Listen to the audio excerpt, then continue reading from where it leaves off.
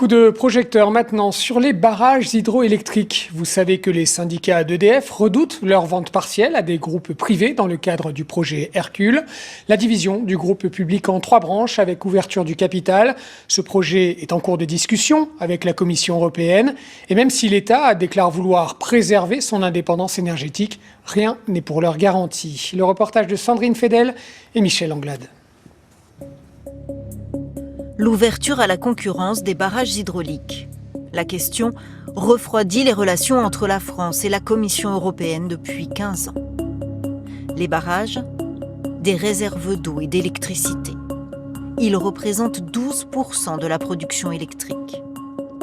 Pour ce syndicaliste, hydrométéorologue, ils sont un maillage essentiel de la stabilité du réseau. Là, vous voyez l'usine de Grand Maison. C'est le plus grand barrage hydroélectrique d'Europe. C'est une usine qui est particulièrement importante, notamment en cas de vague de froid, quand il faut que la production rejoigne la consommation le plus vite possible, parce que ça démarre en quelques secondes. Et quand on fait ça, on évite le blackout, l'effondrement du réseau, la France dans le noir. Les 433 barrages qui produisent de l'électricité appartiennent à l'État. Ils sont gérés à 80% par EDF, un acteur historique, une position dominante qui permet d'assurer une sécurité maximale selon le syndicaliste. Les barrages sont des objets industriels très dangereux, potentiellement les plus dangereux après les centrales nucléaires.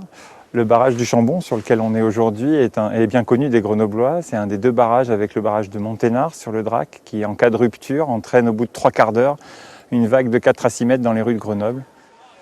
Pour dénoncer ce risque d'ouverture à la concurrence, plusieurs mobilisations et manifestations ont déjà eu lieu. Le sujet est pourtant consensuel. Ni les oppositions, ni le gouvernement ne veulent se séparer des barrages. La ministre de la Transition écologique l'a même rappelé aux députés. Sur la mise en concurrence des barrages, je le redis, nous, ce qu'on veut, c'est essayer de faire en sorte de sortir de ça, et ça fait partie des négociations actuelles. Donc. Avec plusieurs acteurs sur le marché, des élus redoutent aussi une augmentation des tarifs. C'est qu'il y a des arrêts liés à la maintenance. Il faudra donc se mettre d'accord entre opérateurs quel sera le moment le plus pertinent. Et forcément, un des opérateurs sera pénalisé par cet arrêt prévu. Donc, demandera des compensations. Et on revient dans le système. Toute compensation demandée fera augmenter le coût de la production et donc le prix au consommateur. Une crainte partagée par cet économiste, d'autant que les barrages sont aujourd'hui amortis.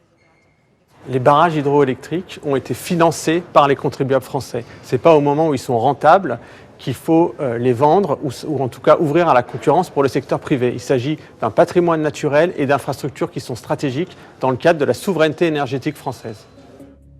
Le sort des barrages est aujourd'hui lié à Hercule, le projet de réorganisation d'EDF. S'il y a accord dans les prochaines semaines avec la Commission européenne, l'entreprise majoritairement publique pourrait continuer à gérer les ouvrages. Sans accord, les concessions seront sûrement ouvertes à la concurrence.